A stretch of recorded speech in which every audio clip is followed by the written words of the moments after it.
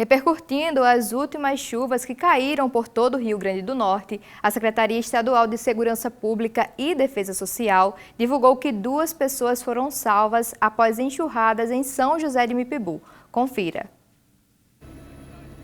2 pessoas ficaram parcialmente submersas em alagamentos no município de São José de Mipibu.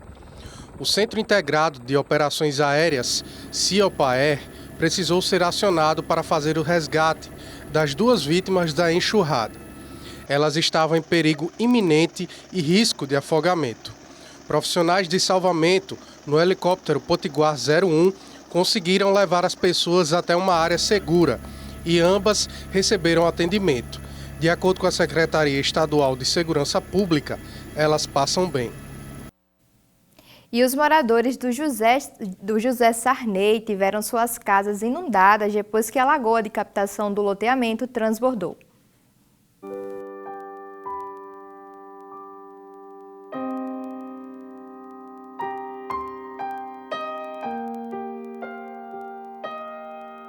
Nós estamos aqui no bairro José Sarney, localizado na zona norte de Natal. Com as fortes chuvas que caem desde ontem aqui na capital Potiguar, a lagoa de captação transbordou pela 3ª vez, causando vários prejuízos à população aqui do bairro José Sarney, como é o caso da dona Andréia. Como era que foi, dona Andréia, ontem, todo o apanhado geral que a senhora estava em casa, o que foi que aconteceu? Começou em torno de umas 7 horas e foi assim, de imediato, né? A água começou a encher em todas as casas, não teve nenhuma que não enchesse, né? E aquele alvoroço, o pessoal pedindo socorro, pedindo ajuda, e aí cada um ia ajudando como podia. Mas em todas as casas entrou, como você está vendo aqui, né? Muita lama, os destroços, né, dos móveis do pessoal e muito transtorno. Tem um comércio, invadiu minha casa como todos, né? Na noite da última segunda-feira, as fortes chuvas causaram muitos transtornos para os moradores do loteamento José Sarney, localizado na zona norte de Natal.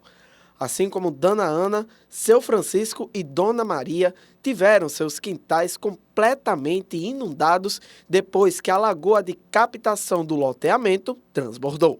Pega a gente uma noite todinha sem dormir até uma hora dessa, né? Minha mulher, minha filha e meu genro aqui, que essa casa é do meu genro. Aí, numa situação dessa, passei mal, fui para a UPA, eu tenho atestado aqui que fui para a UPA, hoje de madrugada, eu estressado, cansado. A pressão chegou a 7,17. Aí, é uma calamidade isso aí, viu? Como é que foi a noite de ontem para a senhora? Eu sei que muita gente aqui do bairro não dormiu, a senhora não foi diferente, né? Não. Eu saía mais ou menos às 7 horas da noite, começou a encher, não tinha para onde ir. Eu simplesmente pedi ajuda a meus amigos lá em Soledade 2 e fui embora. Só saí só com meu celular e minha identidade. E o resto, a lagoa foi tudo. Aqui temos uns prejuízos grande mesmo. Todas as casas aqui, todas as comunidades, esse comerciante aqui, meu amigo Leandro, todo aqui encheu d'água. A quem vai recorrer? Ninguém sabe, né? Como é que a pessoa vai pedir ajuda a quem? Ana Késia é frentista e também teve sua casa inundada. Ela contou que há 2 anos estava na maternidade para ter o seu filho, quando a casa dela também tinha sido alagada pela 2ª vez. Vai fazer 2 anos ainda que eu estava na maternidade para ter o meu filho e aconteceu exatamente a mesma coisa. Perdi tudo e agora, depois que eu comprei, perdi tudo de novo. E o que é que você pede agora para as autoridades públicas, Junana? O que é que você espera que eles façam? Sinceramente, eu nem sei o que pedir, mas o que a gente mais quer é que ajeitem essa lagoa. Faz anos que a gente sofre com esse serviço mal feito. Até a tarde de ontem, muitos moradores não tinham destino para ir devido à situação que se encontrava o loteamento. A gente estava em casa, quando começou a chuva forte, começou a alagar tudo e a gente tentou tirar as coisas e não conseguiu fazer nada, que não podia sair carro, nada, aí a gente perdeu tudo praticamente aqui, tudo perdido. Agora os moradores cobram uma providência do poder público para que cenas como essa não voltem a acontecer de maneira mais grave. Não dormi essa noite, não tive que tomar um café, que não teve como fazer. A energia foi desligada, ligou agora, porque as tomadas são baixas, tudo cheio de água. No escuro, imagine só num canto desse, no escuro, um cajado de idoso. Olha, por favor, eu estou pedindo, por favor, sabe, por favor, ajude a população daqui, não só eu Eu estou pedindo para todos vocês, toda a população aqui. A única coisa que eu posso fazer é trabalhar e comprar minhas coisas tudo de novo. Para depois encher e perder tudo de novo. E viver sempre assim. E agora vamos conferir outros destaques desta quarta-feira no Giro TVO Notícias Mais.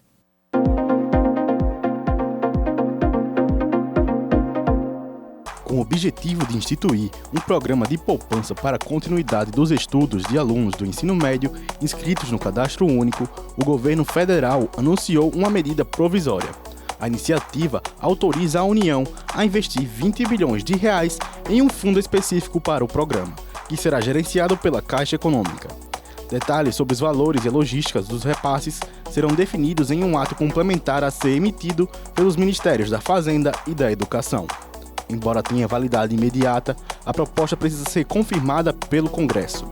Caso seja aprovada, leilões futuros de petróleo e gás poderão destinar recursos adicionais a esse fundo, garantindo a continuidade do programa anualmente. Com a chegada do final do ano, os brasileiros começaram a planejar suas viagens de Réveillon. Em um levantamento realizado pela agência online de turismo ViajaNet, revelou as preferências dos viajantes para a virada de 2024. De acordo com a pesquisa, Natal ocupa a segunda posição entre os destinados mais procurados, sendo desejado por 16% dos turistas no período de 23 de dezembro a 1º de janeiro de 2024. Já um estudo conduzido pela Kayak Meta Buscador de Viagens destaca que o litoral nordestino mantém posição de destaque entre os locais mais buscados e desejados para a virada do ano. A Prefeitura de Natal manteve as aulas da rede municipal suspensas nesta quarta-feira. Segundo a gestão, a medida foi adotada pela necessidade de reparos em algumas unidades atingidas pelas fortes chuvas que caíram em Natal desde o início da semana. Outros fatores que contribuíram para a decisão foi a busca por garantir a segurança e o bem-estar da comunidade estudantil e dos servidores. A Secretaria Municipal de Educação fará uma avaliação junto ao gabinete de crise e aos técnicos que acompanham o movimento climático para decidir a retomada das aulas. Já a Rede Estadual de Educação, as atividades foram retomadas hoje.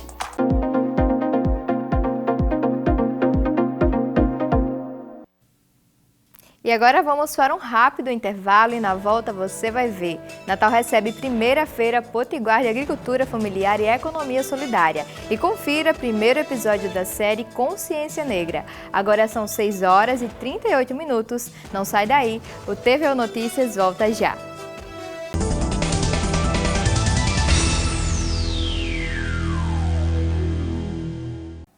Estamos de volta.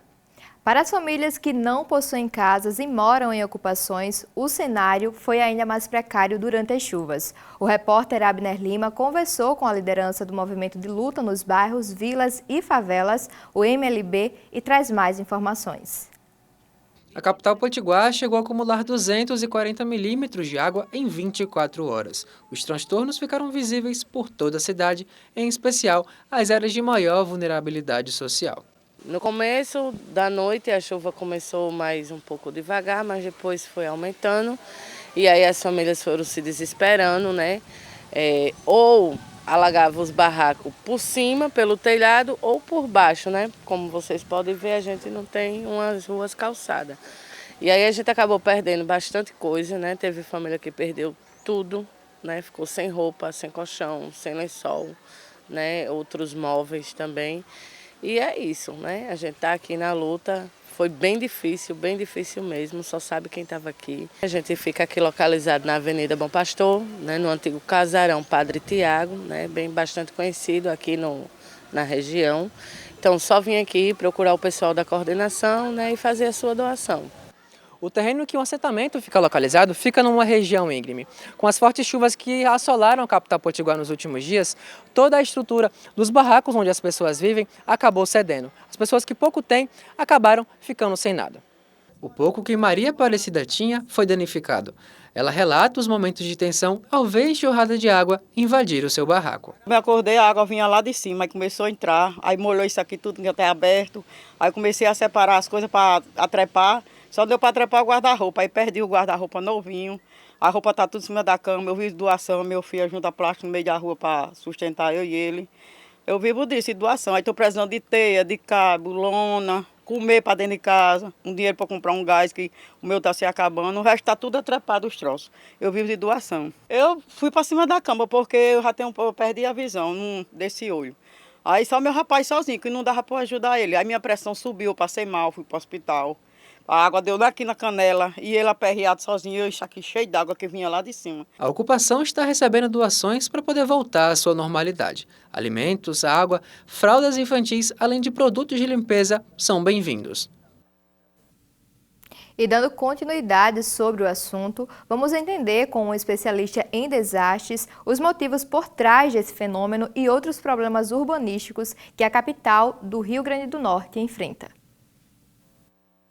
Olá, você que acompanha o Jornal TVU Notícias. E ainda falando sobre as fortes chuvas que atingiram Natal e todo o Rio Grande do Norte nos últimos dias, nós vamos conversar com o professor do departamento da UFRN, Lutiane Almeida. Ele é especialista em desastres. Lutiane, seja muito bem-vinda ao TVU Notícias. Primeiro, eu gostaria de saber o que está acontecendo em termos de clima aqui no Rio Grande do Norte.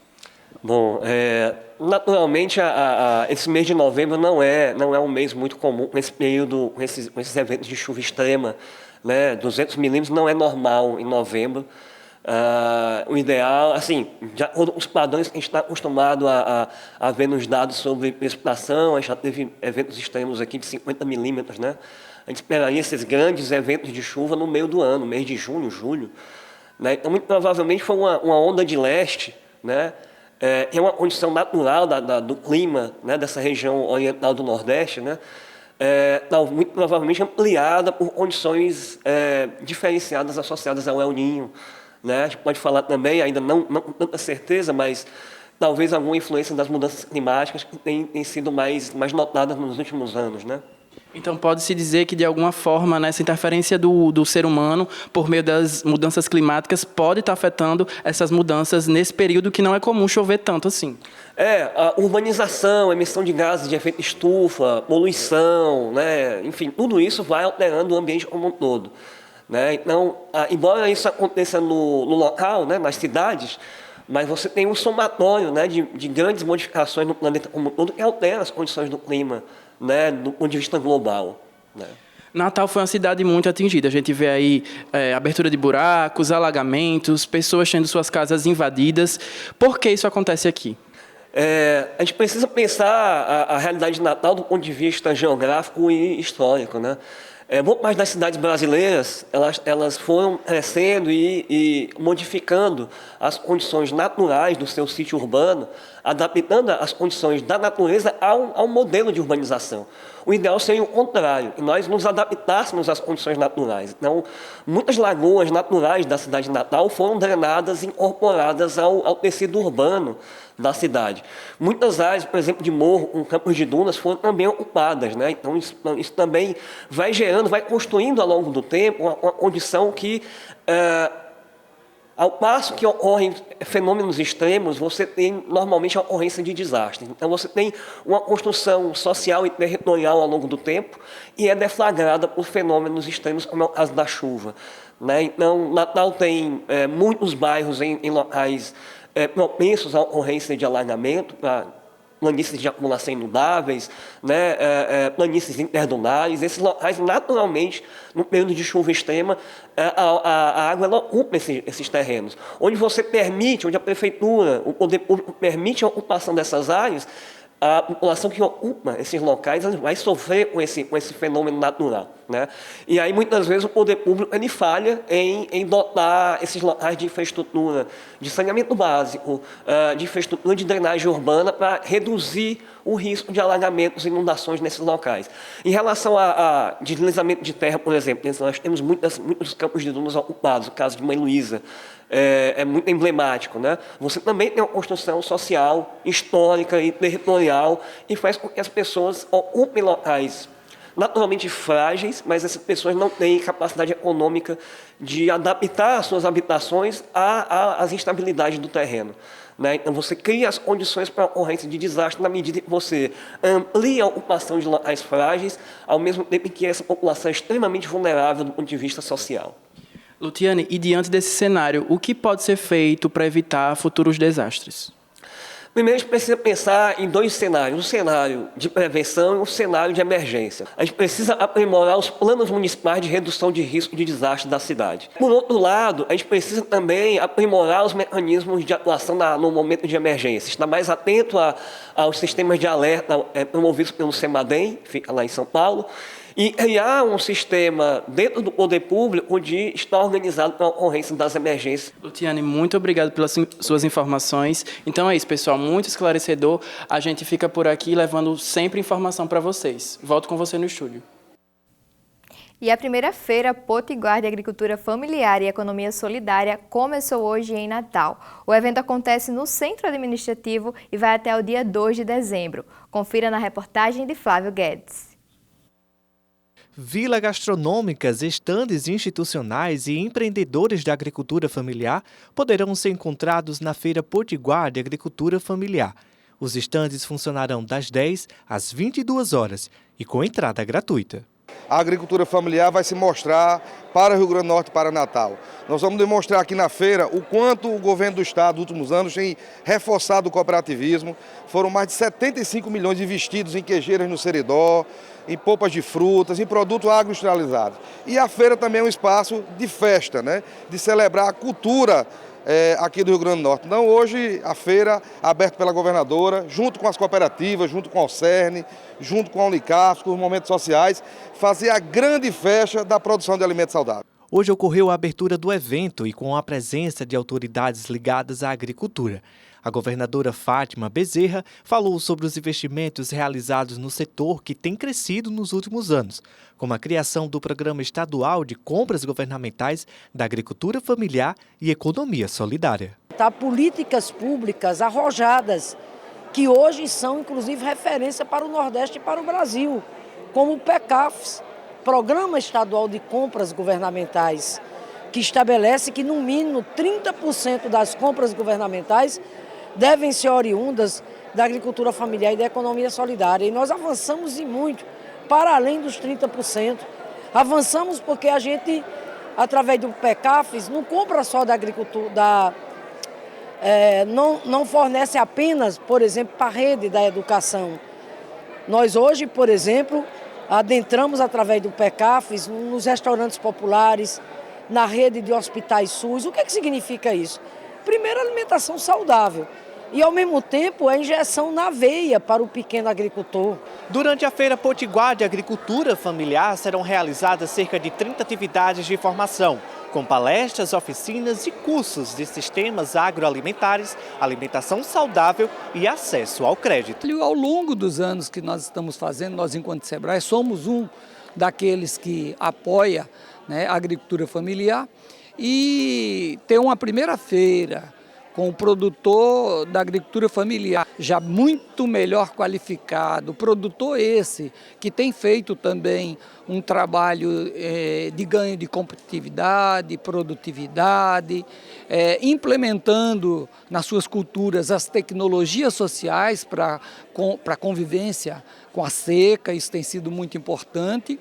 E mais do que isso, o mercado. Então, essa é uma ação estratégica para avançar no mercado. O evento de abertura contou com a participação de representantes de produtores familiares, como a dona Terezinha Ferreira, de 68 anos, do município de Lagoa Nova, região Seridó do estado. Desde muito cedo iniciou os trabalhos na agricultura e é o que sustenta a família até hoje. A gente que é pai de família, que é da agricultura familiar, não deixar essas raízes morrer. Incentivar nossos filhos, nosso neto, né, para continuar na zona rural, trabalhando, buscando o alimento para si próprio e para levar para a cidade. Porque se o homem não roça, a cidade não almoça. Se o homem e a mulher não plantam, a cidade não janta. Enquanto comunidade indígena, enquanto comunidade de potencial agrícola, a gente tem inúmeras dificuldades, né? Dificuldade desde a questão do território, né, que a gente tem uma dificuldade de território por viver espremido entre a monocultura da cana-de-açúcar, né? Desde a questão da contaminação que acontece, de queimadas, né? Então, tudo isso contribui para dificultar a nossa sobrevivência, né? Enquanto comunidade tradicional. No mês de novembro é celebrado a Consciência Negra, período de reflexão sobre a negritude do povo brasileiro. Aqui no Rio Grande do Norte, diversas manifestações culturais constituem os valores étnicos e sociais. A partir de hoje, você confere uma série de reportagens produzidas por Lucas Aguiar e Bia Menezes sobre o assunto. Um povo que não conhece a sua história está condenado a repeti-la. Essa frase do autor Edmund Burke é um chamado para o reconhecimento da história do povo brasileiro. Não se pode negar as raízes do povo africano na construção, não apenas da história do Rio Grande do Norte, mas de todo o Brasil. O Brasil foi o país com a maior população de escravizados do mundo. Os escravizados, eles estavam nas fazendas, eles estavam nas cidades, eles estavam dentro das casas, eles estavam no comércio, eles estavam em todos os lugares. Não há elementos da nossa cultura que tenham origem brasileira que não sofram alguma influência da herança escravista. Era por volta de 1530 quando os primeiros grupos de africanos chegavam ao Brasil, retirados à força de suas terras e vendidos. Na recém-terra invadida pelos portugueses, chegavam pessoas de diversas culturas, posições sociais, que foram retiradas de suas famílias e submetidas a um sistema cruel e desumano de escravidão, que fez parte da formação do nosso país. Um sistema cruel e desumano de escravidão que durou séculos. Suas contribuições foram fundamentais para o desenvolvimento econômico do Brasil, mas o custo humano e social foi enorme, deixando um legado de injustiça e desigualdade que ainda é sentido nos dias atuais. Você acha que no Brasil tem consciência negra? Não, claro que não. Só discriminação, né, mulher? Verdade. Você acha que as pessoas deveriam falar mais sobre o racismo, sobre o preconceito? Com certeza, porque tudo aí é difícil, né? Qualquer coisa que acontece já vai botando essa parte, né? Aí começa logo os B.O., né? Muitos ainda têm preconceitos, né? Isso aí é geral.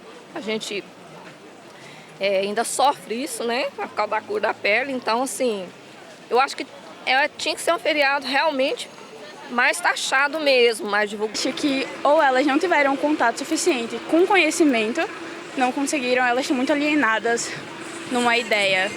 Mas é muito errôneo. Você acha que no Brasil existe racismo ainda? Muito, ainda. Por quê? É só não respeitar, né, o próximo. Eu acho que é isso. Os negros escravizados foram separados de suas famílias, línguas, culturas e tradições de origem, sendo submetidos a situações que feriam sua dignidade como ser humano. Mesmo em meio à opressão, grande resiliência por liberdade brotava dos então escravizados. E aí surgiu as comunidades quilombolas, comunidades negras de resistência à escravidão e para a preservação de culturas. A formação das comunidades quilombolas, ela não tem um modelo único de formação. O Brasil é um país de proporções continentais, então as experiências são várias. A gente pensa sempre nos escravizados nas fazendas em grandes cesalas, em que estão todos lá dormindo, vivendo juntos, mas não era incomum fazendas em que houvesse famílias e cada família tivesse sua habitação. Esse, inclusive, é um traço comum das comunidades quilombolas, elas serem formadas por grupos familiares com ligações entre si. No Rio Grande do Norte, de acordo com dados inéditos do censo de 2022, mais de 22 mil pessoas se consideravam quilombolas. Localizado a cerca de 60 quilômetros de Natal, o Quilombo Capoeiras é o maior do estado potiguar. Quer saber mais sobre a população quilombola no RN? Então não perde o segundo episódio da série Consciência Negra, amanhã, aqui no TVU Notícias. Vamos ficando por aqui. Uma boa noite para você e até amanhã.